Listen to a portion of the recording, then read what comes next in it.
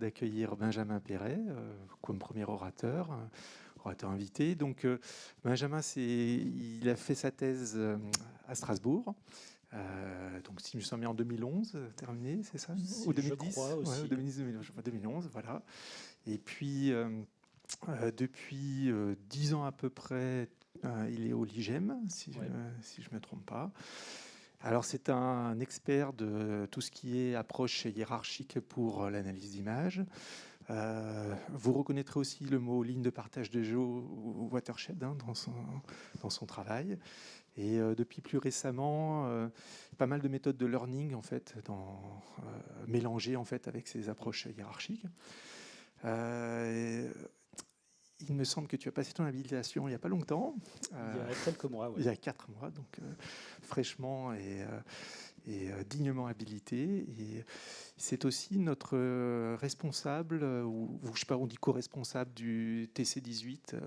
Je ne sais pas s'il y a une hiérarchie ou pas. Je ne sais pas. Je Ouais, sais pas exactement. Moi non plus, donc personne ne sait en fait. Donc, il est aussi responsable donc, du TC18, qui est, on va dire, l'organisme international auprès de l'IAPR, enfin le comité, et qui rassemble géométrie discrète et morphomath au sein de l'IAPR. Voilà, donc on va t'écouter avec grand plaisir, voilà, pour ce projet. Merci encore. Écoute, merci pour cette introduction et puis merci à tout le monde d'être ici et merci pour l'invitation. Donc effectivement, dans cette présentation, on va parler de représentation hiérarchique et en particulier des liens qu'on peut faire avec des méthodes d'optimisation. Au niveau du plan, donc je vais commencer par une introduction générale pour rappeler un peu le contexte des représentations hiérarchiques, ce qu'on souhaite faire avec tout ça. Et ensuite, je vais faire 3 focus scientifiques différents. Donc un premier focus sur la notion de watershed hiérarchique, qui sont un type de hiérarchie qui ont la bonne propriété de vérifier un critère d'optimalité à chaque échelle. Dans un deuxième focus, on s'intéressera à ce qui est appelé ici ultrametric fitting, où on va voir comment est-ce qu'on peut faire de l'optimisation continue de fonctions de coût hiérarchiques, et donc s'intégrer dans les frameworks de machine learning modernes. Et finalement, dans un dernier focus, on va s'intéresser à un autre type de hiérarchie, qui sont les component trees, qui sont des hiérarchies qu'on utilise depuis longtemps en morphologie mathématique, et voir comment on peut les utiliser pour définir des fonctions de coût topologiques qu'on peut utiliser pour faire de la régularisation dans les approches de machine learning également. Donc, quand on parle de hiérarchie, hop, il faut que je passe slide suivant. On parle de représentation multi-échelle d'un espace. Alors, c'est vrai que nous, on travaille beaucoup en images, donc je vais beaucoup utiliser des illustrations en images, mais globalement, ce que je vais dire, ça s'applique à tout un tas de données. Et donc l'idée est la suivante. Par exemple, si on a l'image le portrait de cet homme sur la gauche, on peut vouloir construire une représentation multi-échelle où on aurait tout en haut une segmentation plutôt grossière de la scène avec 2 régions, l'homme, le fond. À un niveau des détails supérieurs, on va décomposer l'homme en 3 parties. Donc on a un raffinement de la partition précédente. Et on peut avoir encore un raffinement supplémentaire. Par exemple, on voit apparaître les sous-parties du visage. Donc ça, c'est vraiment l'idée générale qu'on a envie de suivre. Et alors, bon, comme je l'ai dit avant, là, c'est sur de l'image. Il y a après tout un tas de raisons théoriques et pratiques qui nous disent que ce genre d'approche multi-échelle, c'est valide pour tout un tas de données qui ont une complexité suffisante. Alors, en pratique, aujourd'hui, on est encore assez loin de réussir à faire des hiérarchies comme celle que je vous ai présentée dans le slide d'avant. Et là, vous voyez sur l'animation, en fait, c'est la hiérarchie sur cette image qui est obtenue par la méthode qui est à l'état de l'art sur ce domaine, qui est également la méthode qui permet d'obtenir les segmentations à l'état de l'art. Et donc, vous voyez que on est loin d'avoir cet aspect sémantique que j'avais décrit dans la slide précédente. Alors on voit quand même que dès le début, on a des contours intéressants qui sont présents. On a aussi rapidement des contours moins intéressants, du bruit qui apparaît, et il y a certains contours intéressants qui mettent beaucoup de temps à apparaître dans la hiérarchie. Donc est-ce que ça veut dire que ces représentations, pour l'instant, ne sont pas encore intéressantes? Alors non. Elles ont un intérêt parce qu'elles offrent une première structuration de l'espace. Plutôt que de chercher dans les données brutes, on a cette structuration et on espère que l'information intéressante va être plus facile à trouver là-dedans que dans les données brutes. Et concrètement, comment est-ce qu'on s'y prend pour rechercher cette information? Alors, notre hiérarchie, bon, là, pour l'instant, je l'avais décrite comme une pile de segmentation, mais en fait, en pratique, on va plutôt la représenter par ce qu'on appelle un dendrogramme, c'est-à-dire un arbre de fusion, où on a chaque nœud qui correspond à une région d'une hiérarchie, et on a des relations de parents-enfants entre les nœuds quand une région est incluse dans la région de la partition suivante dans la séquence. Donc tout en bas de ce dendrogramme, on a les feuilles qui correspondent, alors qui peuvent correspondre soit aux éléments de l'espace directement ou à des petits clusters, et tout en haut, on a l'espace complet. Une fois qu'on a construit ce dendrogramme, on peut calculer des features sur les nodes, sur les nœuds.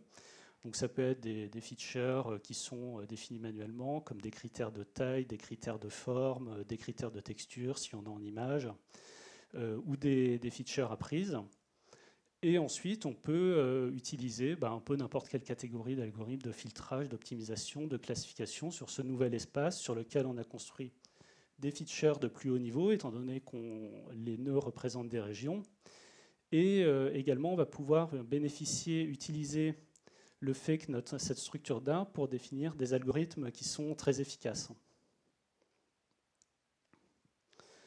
En plus des deux représentations dont je vous ai parlé avant, là, donc soit sous forme de pile de segmentation ou soit sous forme de dendrogramme, on a une troisième représentation des hiérarchies qui est intéressante, et celle qu'on appelle les cartes de Science, qui est liée à la notion de distance ultramétrique.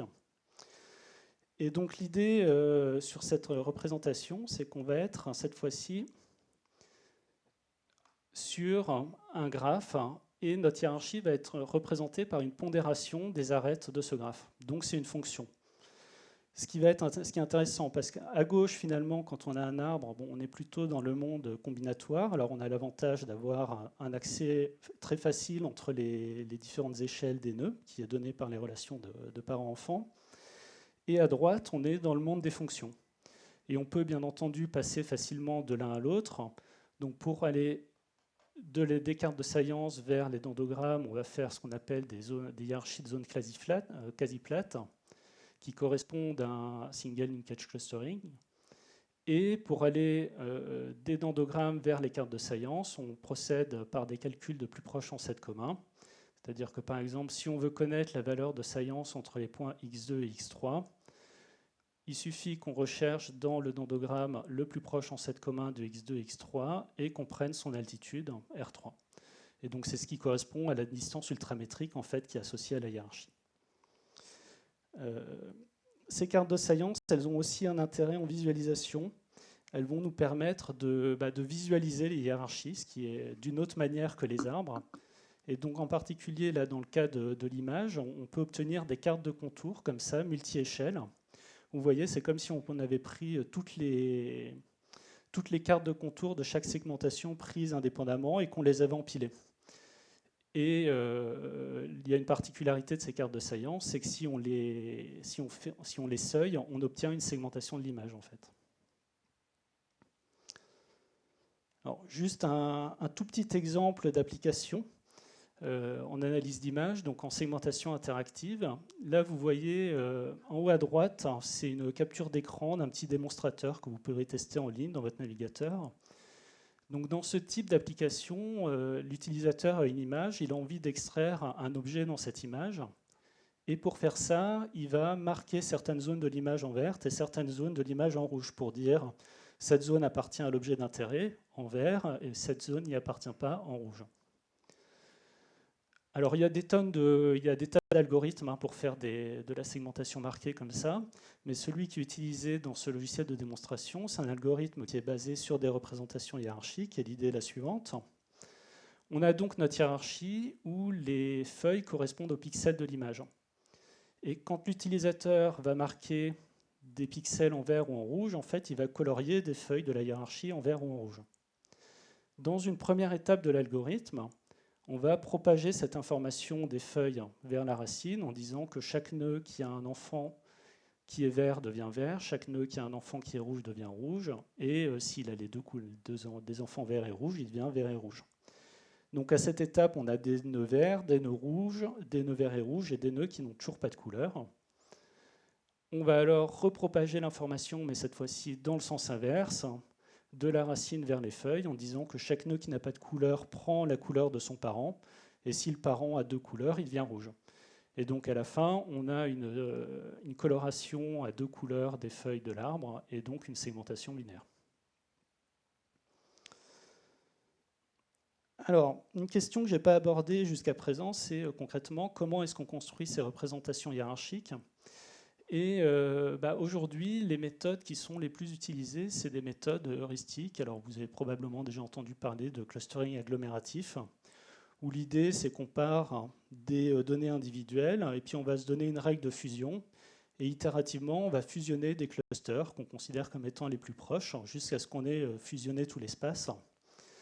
Et un des problèmes qu'on a avec ces méthodes, alors il y a des questions d'efficacité et également en fait il y a des questions de caractérisation du résultat. C'est-à-dire que comme on a une règle heuristique de fusion, finalement on a un peu de mal à caractériser le résultat final.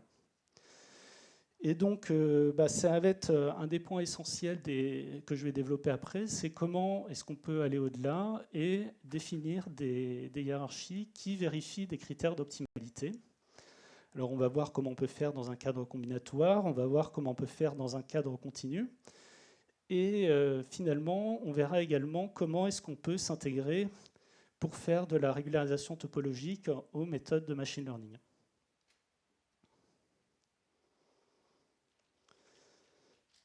Donc on va maintenant passer à la première partie. Donc on va s'intéresser aux hiérarchies de watershed. Alors, l'idée qu'il y a derrière ces hiérarchies, c'est de se dire, quand on a un algorithme de clustering, très souvent, alors que ce soit de manière implicite ou explicite, il y a un paramètre d'échelle qui intervient. Et la question qui se pose assez immédiatement, c'est que si je fais varier ce paramètre d'échelle, j'obtiens différents clusterings de l'espace, mais est-ce que ces clusterings s'emboîtent les uns dans les autres pour faire une hiérarchie ? Alors, la plupart du temps, en fait, la réponse est non. Donc, par exemple, si on prend les min cuts, les average cuts, les normalized cuts, les forêts de chemins minimaux, tout ça, ça ne marche pas. Et il y a un cas pour lequel ça fonctionne, c'est celui des watershed cuts. Et donc, ça va être pour nous un moyen de définir des hiérarchies qui vérifient un critère d'optimalité, donc à chaque échelle, qui est celui du watershed cut. Donc concrètement, on va revoir rapidement comment définir des watershed cuts pour ensuite définir les hiérarchies. Alors le cadre de travail dans lequel on se place, c'est celui des graphes à arêtes pondérées, où les pondérations qu'on a sont des mesures de dissimilarité. Et la première notion dont on a besoin, c'est celle de minima d'un graphe. Donc un minima d'un graphe, ça va simplement être un sous-graphe connexe dont toutes les arêtes ont la même valeur, et qui est entouré d'arêtes de valeur supérieure. Dans notre exemple, on a 3 minima, celui en rouge au niveau 1, celui en vert au niveau 4 et celui en bleu au niveau 3. À partir de là, on peut définir la notion d'arbre couvrant de poids minimum enraciné dans les minima. Et donc là, de forêt couvrante, pardon. On va chercher donc une forêt composé de différents arbres, dont chaque arbre contient un et un seul minima du graphe, et dont la somme totale des arêtes, des poids des arêtes, est minimale. Donc ça nous fournit une partition de l'espace dont la coupe est associée et appelée watershed cut, et donc qui vérifie cette propriété d'optimalité qui est énoncée au-dessus, et qui donc en fait, donc on voit qui est très proche du problème de minimum spanning tree. En pratique, cette définition de watershed cut toute seule, elle n'est pas forcément très intéressante parce que quand on essaie de l'appliquer comme ça, ce qu'on a en général, c'est qu'on obtient des sursegmentations. On a beaucoup trop de régions. Donc là, on a un exemple où on a notre image à gauche, un gradient ensuite, qui est déjà un gradient de très bonne qualité en fait, et la coupe de watershed qu'on obtient en traitant ce gradient comme une dissimilarité sur un graphe de pixels. Donc on voit bien qu'il y a beaucoup trop de régions.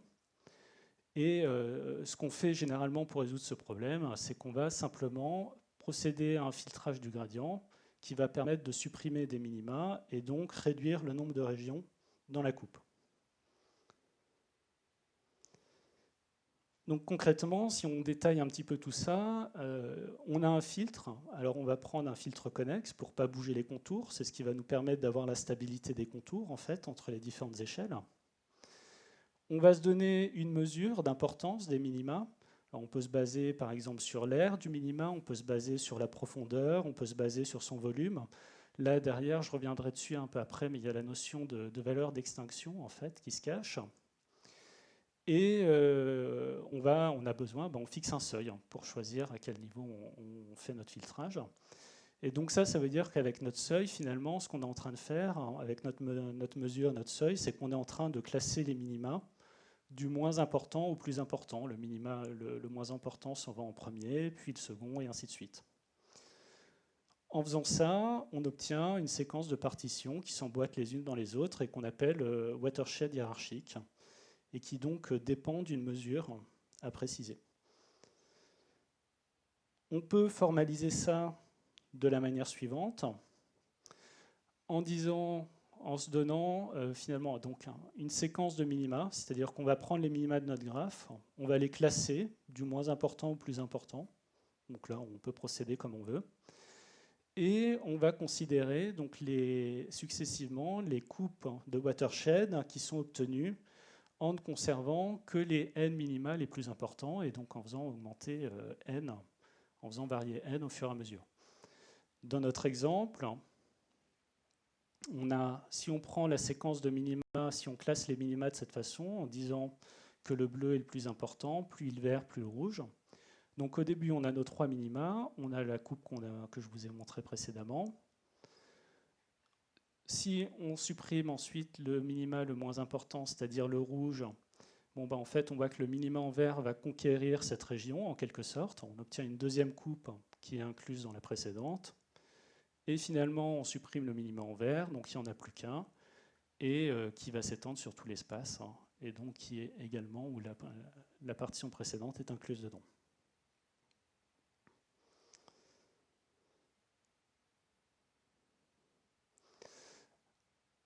Donc ça, on peut l'appliquer sur tout un tas de données différentes.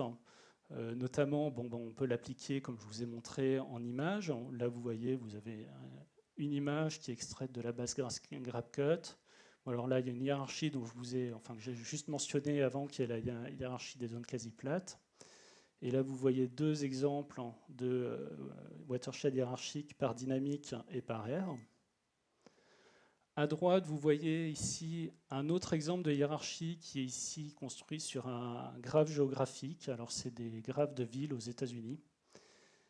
Et finalement, en bas, vous avez un exemple de hiérarchie qui est construit sur un modèle 3D sur la base d'informations de courbure, si ma mémoire est bonne.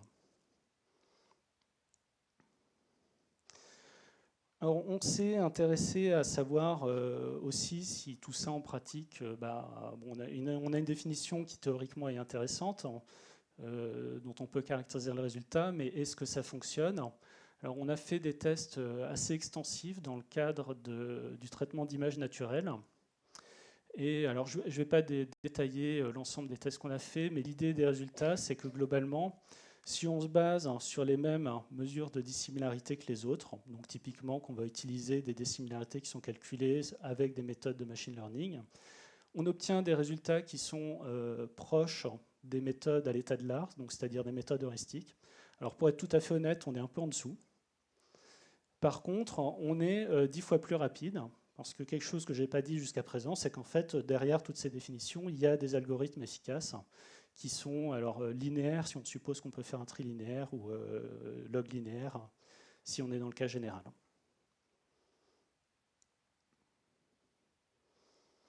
Donc voilà pour la première partie sur les watersheds hiérarchiques. Je vais maintenant vous parler, donc, dans la deuxième partie, d'ultrametric fitting, où on va chercher à faire de l'optimisation continue de fonctions de coût hiérarchiques. Donc l'idée, là, avant, on s'est posé un problème qui était finalement un problème combinatoire qu'on a pu résoudre pour construire des hiérarchies. Et là, on aimerait se mettre dans un cadre un peu plus flexible, qui est le cadre de l'optimisation continue, donc de la descente de gradient. Un cadre où on va pouvoir, par exemple, définir des fonctions de coût avec plusieurs termes pour définir comment devrait être notre hiérarchie optimale. Donc, par exemple, avec des termes d'attache aux données, des termes de régularisation, comme c'est fait classiquement dans beaucoup de domaines. Et bien sûr, l'idée finale, la dernière, c'est de pouvoir s'intégrer avec des méthodes de machine learning pour pouvoir faire de l'apprentissage structuré. Comme avant, pour faire ça, on va se placer dans le cadre des graphes à arrêt pondéré avec des dissimilarités.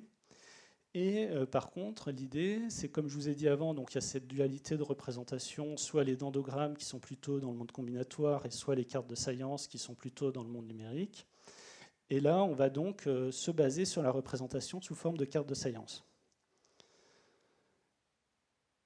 Le problème qu'on va chercher à optimiser, c'est celui-là. Donc on a une fonction de coût hiérarchique J. On a des poids W sur notre graphe d'entrée. Et on va chercher des nouveaux poids U qui minimisent J, de U par rapport à V, sous la contrainte que U est une carte de science. Donc U représente bien une hiérarchie. Alors cette contrainte, on peut la formuler de la manière suivante, là sur l'ensemble des cycles du graphe. Si vous vous êtes déjà intéressé aux problèmes de coupe dans les graphes, c'est probablement vous reconnaîtrez une similarité avec la contrainte de coupe, hein, c'est une généralisation. Et bon, malheureusement, cette contrainte, elle n'est pas convexe. Donc ça, optimiser directement ce problème, ça va être, c'est un problème. Et l'idée qu'on a suivie pour résoudre ce problème, ça a été de le reformuler en utilisant cette fois-ci une contrainte implicite. Donc au lieu d'optimiser sur l'espace des ultramétriques différents des cartes de science, on va optimiser sur l'espace des fonctions de pondération simplement, qu'on va projeter sur l'espace des cartes de science avec un opérateur phi. Donc là, vous voyez, dans cette reformulation, on a W tilde qui est dans l'espace des poids du graphe, et on n'a plus de contrainte sur W tilde. Et phi doit être, par contre, un opérateur donc, qui a tout ensemble de poids d'un graphe, associe une carte de science.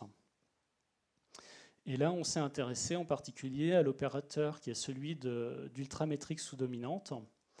C'est-à-dire que c'est l'opérateur qui a toute fonction de pondération, associe la plus grande en distance ultramétrique qui est plus petite que la fonction de pondération donnée. Cet opérateur, alors en fait il y a plusieurs façons de le définir, et une autre définition possible, c'est celle basée sur les chemins min-max. Donc où on va dire que pour un ensemble de poids donné W tilde, le résultat de l'opérateur entre deux points x et y, ça va être la valeur du chemin min-max entre x et y. Donc on considère tous les chemins entre x et y, on prend sur chaque chemin la valeur de l'arête max, et on prend le chemin qui a le poids minimum par rapport à cette mesure.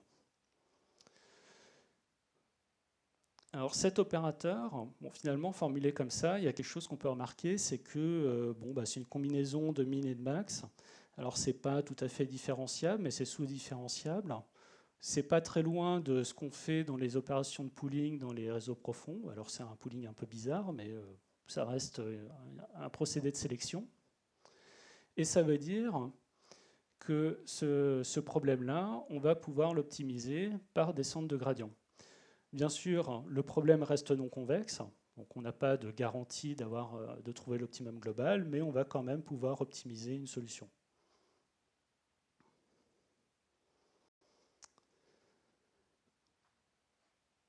Donc à partir de là, donc il nous reste à définir des fonctions de coût qui vont nous permettre du coup, qu'on va pouvoir combiner et qu'on va pouvoir chercher à optimiser pour trouver nos clustering hiérarchiques optimaux par rapport à ces fonctions de coût. Alors donc, comme je vous l'ai dit avant, une approche naturelle dans ce cadre-là, c'est de se dire qu'on va avoir une fonction d'attache aux données avec des termes de régularisation.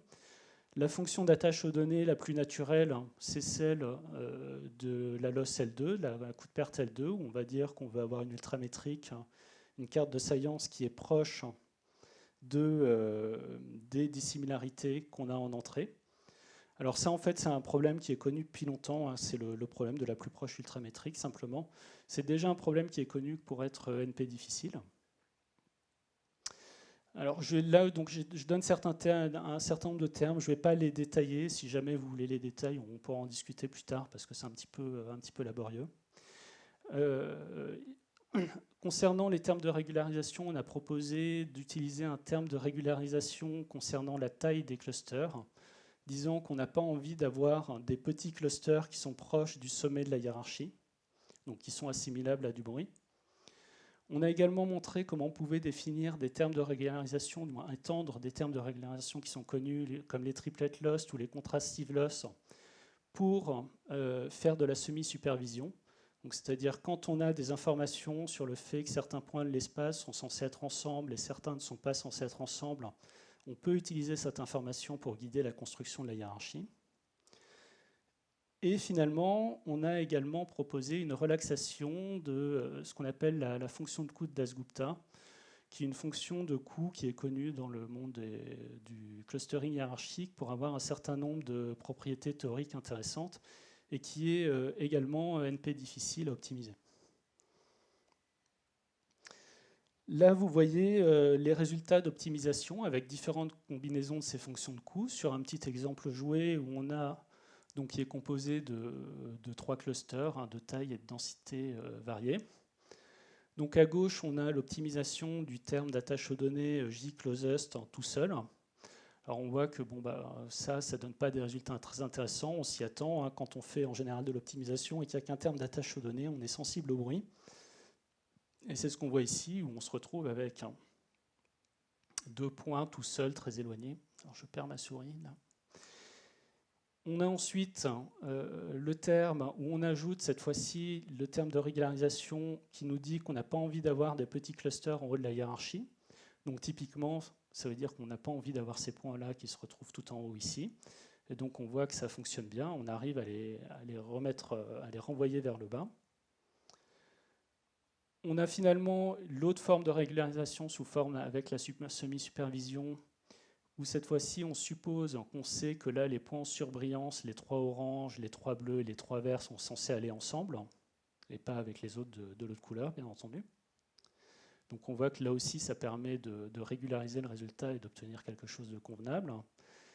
Et finalement, à droite, on voit l'optimisation de la relaxation de la fonction de coût de Dasgupta, qui donne également de bons résultats. Et quand je vous parlais des propriétés théoriques intéressantes, on peut voir que celle-là, c'est une hiérarchie qui est extrêmement régulière, donc qui est effectivement quelque chose d'assez souhaitable en général. Donc bien sûr, là, ça c'est juste sur un exemple joué. Alors on a montré qu'on pouvait aussi avoir des résultats intéressants dans le cadre d'ensemble de données plus réalistes. Et je vais plutôt vous montrer là maintenant un exemple d'application dans un cadre de machine learning. Alors c'est un projet qui est en cours avec une thèse qui commence, où l'idée c'est de combiner tout ça avec des réseaux profonds, en se disant que finalement cet opérateur phi, on peut le voir comme une couche qu'on peut mettre dans un réseau, une couche ultramétrique, où on lui donne des dissimilarités et elle transforme ça en un résultat structuré sous forme de clustering hiérarchique. Donc on peut avoir un réseau qui apprend des dissimilarités devant, mettre la couche ultramétrique, et on se retrouve à prédire des clusterings hiérarchiques.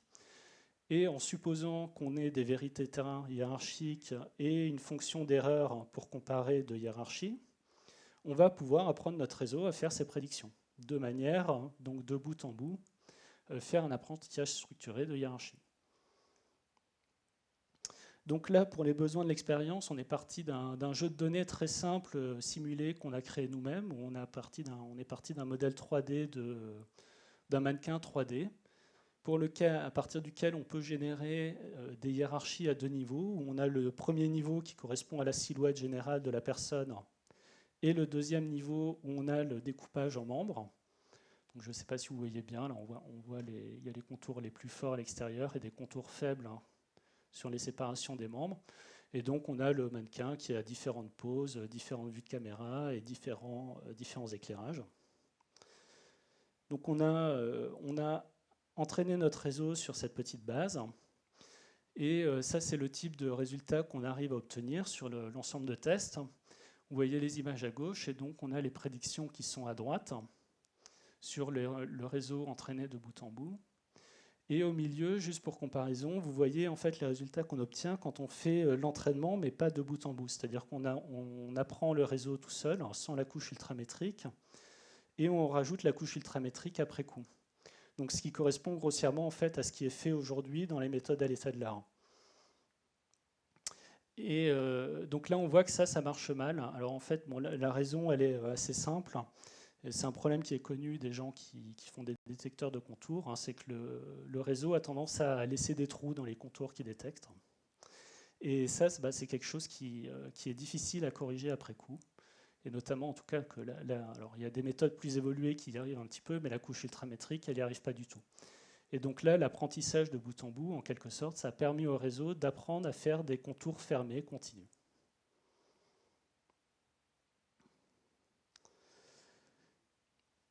Donc voilà pour cette deuxième partie sur l'optimisation continue de fonctions de coût hiérarchiques. On va maintenant passer à la troisième partie où on va s'intéresser à la définition de fonctions de coût, cette fois-ci sur ce qu'on appelle les component trees.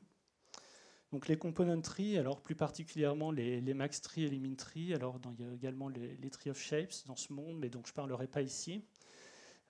C'est des représentations classiques en morphologie mathématique qui en sont utilisées depuis longtemps pour définir et calculer des opérateurs connexes de manière efficace. Et on va voir comment est-ce qu'on peut définir des fonctions de coût différenciables qui se basent sur ces hiérarchies. Et comme c'est des hiérarchies qui se basent sur la topologie de l'image et des fonctions, finalement, donc on va pouvoir définir des fonctions de coût qui reposent sur des caractéristiques topologiques. Donc voyons un petit rappel sur ce qu'on appelle comment est défini un max tree. Donc quand on a une fonction f sur un espace ici, donc on a les points v1, v2, v3, v4, v5, v6, et on va représenter notre fonction pour être dans le monde numérique par un vecteur donc de 6 valeurs, la 0, 0, 2, 2, 1, 3. Notre max tree de cette fonction, il va être obtenu en considérant toutes les composantes connexes de tous les seuils supérieurs de l'image. Donc c'est un arbre qui représente particulièrement les maxima de la fonction. Donc, pour détailler, si on prend le seuil au niveau 3, il y a une composante connexe qui est C4, qui contient le point V6. Si on descend au niveau 2, on a la composante connexe C3, qui contient les points V3 et V4. On a également la composante connexe C4 qui se répète, on ne la duplique pas. Au niveau 1, on a une seule composante connexe C2 qui contient le point V5, puis au niveau 0, C1 qui contient V1 et V2. Et bien sûr, comme avant, on a des relations parent-enfant dès qu'on a des relations d'inclusion. Il y a une chose importante à noter là, c'est que les nœuds du max tree, C1, C2, C3 et C4, on peut les associer à un vecteur d'altitude qui correspond à l'altitude max à partir duquel le nœud est apparu. Donc C4 est apparu à l'altitude 3, donc on a cette composante qui vaut 3, C3 est apparu à l'altitude 2, C2 à l'altitude 1 et C1 à 0. Alors je dis que c'est important parce qu'en fait, ce qui va nous intéresser là, c'est de se dire si j'ai une mesure d'erreur sur mes altitudes, est-ce que je peux la traduire comme une erreur sur les valeurs de la fonction d'entrée f? Donc dit autrement, est-ce que je peux définir un jacobien de A par rapport à f? Et donc oui, on peut le faire. Alors bien sûr, c'est pas dérivable partout tout ça, mais bon, on peut. La magie de ces algos, c'est que c'est assez robuste. Et donc là, simplement, ce que cette matrice va nous dire, c'est qu'une variation sur une composante du vecteur d'altitude A, quand on a une erreur dessus, il faut la traduire comme étant une erreur sur les points qui contiennent cette composante. Donc par exemple, si on a une erreur sur la première composante du vecteur 1 qui correspond au nœud C1. Cette erreur, il va falloir la traduire comme un changement sur les valeurs au point V1 et V2 de F, donc c'est-à-dire F1 et F2. Si, de la même manière, si on a une erreur sur A2 qui est là, il faut modifier V5, donc F5.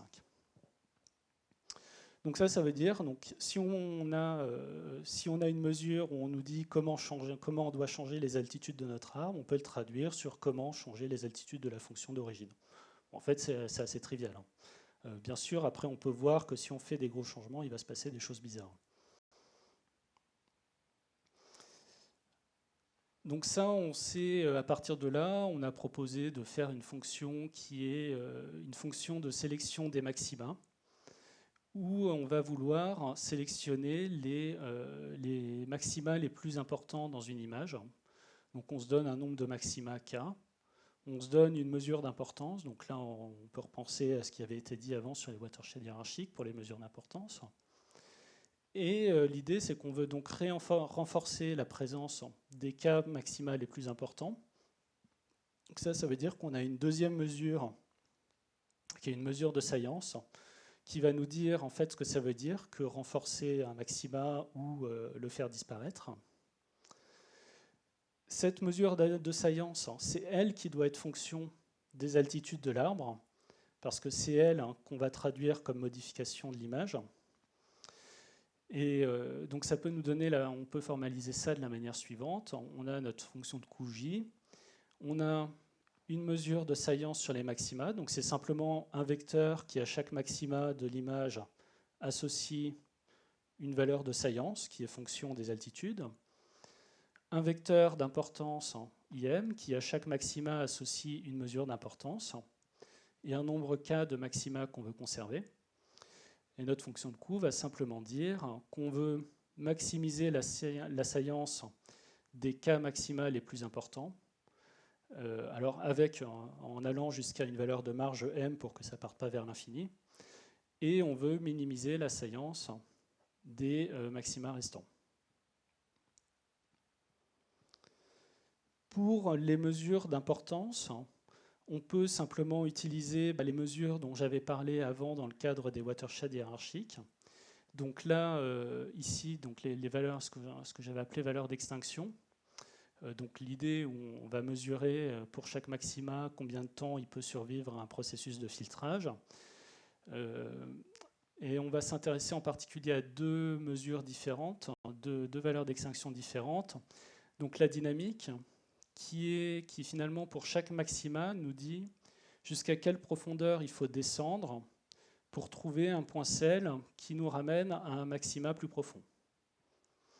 Donc suivant cette mesure, on a le classement des maxima suivants sur cet exemple. On a le bleu qui est le plus important, puis le rouge, puis le vert. Une autre valeur d'extinction possible, c'est le volume, où cette fois-ci on ne s'intéresse pas que à la hauteur, là, ou à cette profondeur. On s'intéresse à tout le volume, donc en quelque sorte à l'intégrale sous le maxima, et ça va nous donner un autre classement, où on a cette fois le bleu qui est plus important que le rouge et qui est plus important que le vert. Pour la mesure de science, donc je vous rappelle que l'idée c'était que celle-là, quand on l'augmente, on doit augmenter la visibilité du maxima et quand on la diminue, le maxima doit disparaître et elle doit être en fonction des altitudes. On va prendre simplement la dynamique. Et donc là, on peut remarquer une chose, c'est qu'augmenter la dynamique d'un maxima, ça veut dire deux choses. Du coup, ça veut dire qu'on va augmenter l'altitude du sommet du maxima, mais également on va baisser l'altitude du point sel, qui nous permet de trouver un autre maxima plus profond. De manière symétrique, pour diminuer la dynamique d'un maxima, on va abaisser son sommet et on va augmenter l'altitude du point sel. Donc juste un lien, comme il y a beaucoup de personnes de géométrie discrète dans la salle, ça doit quand même probablement vous faire penser à quelque chose qui s'appelle Topological Loss Function dans la littérature, qui est basé sur les diagrammes type barcode.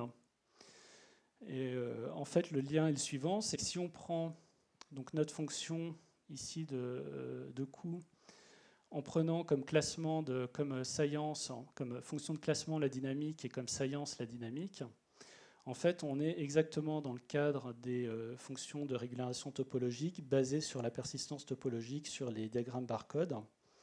Parce qu'on voit que là, bon, on a la mesure de dynamique dans un diagramme barcode. Donc on a chaque barre qui correspond à un maxima. La longueur des barres correspond à la persistance topologique du maxima, mais ça, en fait, ça a été prouvé par Nicolas Boutry et Laurent Najman. C'est exactement la même chose que la dynamique en morphologie mathématique. Et les barres sont classées par de la plus grande à la plus courte, donc ce qui vient à dire qu'on utilise aussi cette mesure pour faire le ranking des maxima. Par contre, bien entendu, nous, on est limité là aux composantes connexes, alors qu'en persistance topologique, on peut s'intéresser à des éléments plus complexes, mais on a plus de flexibilité vu qu'on s'autorise à changer ces mesures.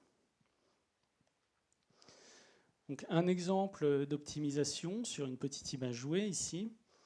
Donc, on a une image d'entrée qui est composée de 4 maxima qui ont été bruités, là, 4 tâches. Et on voit ce que donne l'optimisation de cette fonction, donc de la fonction de coût, dans laquelle on dit qu'on veut conserver uniquement 2 maxima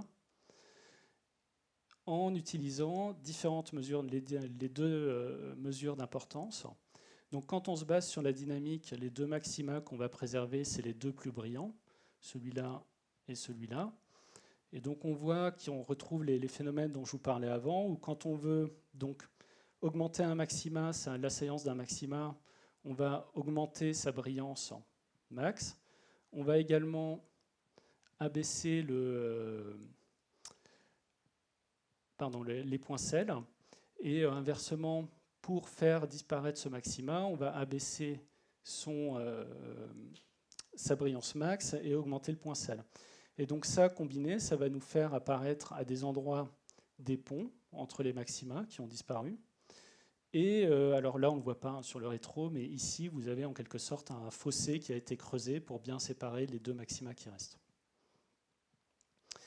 Et quand on se base sur le volume comme mesure d'importance, on va sélectionner les 2 autres maxima, ceux qui sont plus étendus, qui au final ont une intégrale plus grande par rapport à ces 2-là. Donc là, on conserve ces 2-là et on supprime ceux-là. On peut également donc utiliser ce terme en le combinant avec d'autres termes, avec d'autres fonctions de coût. Donc ici, par exemple, on a un exemple où on fait du filtrage sur une image de neurite. Alors vous voyez, donc ça c'est le bout d'un neurite, et en fait, normalement, tout ça c'est censé être connecté. C'est censé être un seul objet. Donc on va essayer de reconstruire tout ça, et pour faire ça, donc là on a une fonction de coût qui comprend les termes tous ces termes. Donc on a un terme d'attache aux données, le résultat est censé être proche de l'image d'origine. Notre terme de régularisation topologique, où on dit qu'on aimerait avoir une seule composante connexe dans l'image. Et finalement un terme de lissage. Et donc là, on obtient sur cet exemple cette reconstruction où on voit qu'on a été capable effectivement de reconstruire les parties manquantes. Alors là, il y a un choix qui a été fait qui est peut-être discutable. Il est passé par là où il pouvait. Mais en tout cas, il a effectivement tout reconnecté. Et pour terminer sur cette section, un exemple aussi un petit peu plus complexe, cette fois, où on est là, c'est dans le cadre du travail de thèse de Gabriel Fonseca, où lui, il s'intéresse à faire des réseaux pour faire des marqueurs proposals. Donc suggérer des marqueurs à un utilisateur dans un cadre de segmentation interactive pour l'aider à aller plus vite. Dans cette idée, on a un réseau qui prend en entrée une image et un indice sur la localisation de l'objet d'intérêt. Et ce réseau génère des marqueurs. Pour faire l'apprentissage de ce réseau, on va utiliser 2 choses. Quelque chose qui s'apparente à un terme d'attache aux données, où on va dire, ces marqueurs, on a envie qu'ils produisent une bonne segmentation. Ça, c'est la base. Et d'autre part, on va avoir des termes de régularisation où on va vouloir dire que ces marqueurs ressemblent à des marqueurs qui auraient pu être générés par des êtres humains. Donc pour résumer, pour dire grossièrement, on veut des choses qui soient relativement compactes et en petit nombre. Alors compact, c'est quelque chose qu'on sait assez bien formuler, mais en petit nombre, là, c'est quelque chose qu'on va pouvoir formuler grâce aux fonctions de coût topologiques, en disant on veut peu de composantes connexes dans l'espace des marqueurs. Quand on fait un apprentissage avec ce genre de méthode, on obtient ce genre de choses, où on a là, à gauche, vous voyez des images d'entrée. Dans la deuxième colonne, vous voyez les marqueurs qui ont été proposés par le réseau sur ces images. La troisième colonne correspond aux segmentations obtenues à la base de ces marqueurs. Et finalement, vous avez la vérité terrain à droite. Et donc, on voit que là, le réseau il a effectivement été capable de proposer des marqueurs qui n'étaient pas déconnants, qui alors sont pas complètement ce qu'aurait fait un être humain, mais qui ne sont pas non plus, qui sont pas des petits points isolés partout, des grosses taches, et qui sont effectivement un nombre où il y a un nombre de composantes connexes qui est assez restreint. Donc voilà pour cette dernière partie, et je vais maintenant terminer par une conclusion et quelques perspectives. Donc dans cette présentation, on s'est intéressé à comment intégrer, à définir des hiérarchies optimales et à comment les intégrer dans des frameworks d'optimisation continue, et donc comment on peut combiner tout ça avec des approches de machine learning. Au niveau des perspectives, alors je ne vais pas vous faire une liste à l'après-vert de tout ce sur quoi on travaille et tout ce qu'on voit derrière, mais je vais plutôt essayer de prendre un point de vue un peu au-dessus. L'idée générale qu'il y a là derrière, finalement, c'est qu'on a, depuis quelques années, on est un peu chamboulé par ces méthodes de machine learning qui arrivent, qui ont des résultats assez incroyables, qu'on ne peut pas négliger. Et la question, finalement, c'est comment est-ce qu'on s'intègre dans ça, comment est-ce qu'on en bénéficie et comment est-ce qu'on peut apporter quelque chose. Et donc là, c'était vraiment, pour nous, c'est le fil directeur, là derrière. Comment tirer parti de ces méthodes et comment apporter quelque chose à travers, en apportant là où finalement ces méthodes ont des faiblesses, donc c'est-à-dire pour produire des résultats structurés, pour produire des résultats sur lesquels on a des garanties, et qui est quelque chose que nous, normalement, on maîtrise assez bien. Avant de finir, juste un petit mot de pub. Tout ce que vous avez vu, tous les résultats que vous avez vus, là, ils ont été faits à partir de code qui est présent dans une librairie qu'on développe au laboratoire qui s'appelle IGRA, qui est une librairie Python dans laquelle il y a tout un tas de méthodes pour manipuler, pour créer, pour transformer des hiérarchies, et qui est une librairie qui a été faite pour s'intégrer dans les méthodes de machine learning, donc notamment à travers NumPy, à travers PyTorch. Et donc, vous pouvez l'installer simplement avec une ligne de commande et vous trouverez en ligne tout un tas de notebooks que vous pouvez même tester sans rien installer sur Colab. Donc, je vous invite à regarder ça et bien sûr à poser des questions si vous êtes intéressé. Et finalement, une dernière chose à ne pas oublier. Il y a 2 positions qui sont ouvertes à l'université Gustave Eiffel cette année et sur lesquelles des profils type GDMM peuvent convenir. Donc si jamais vous cherchez un poste ou vous connaissez des gens qui cherchent un poste, n'hésitez pas à les aiguiller vers moi ou vers les collègues. Voilà, je vous remercie.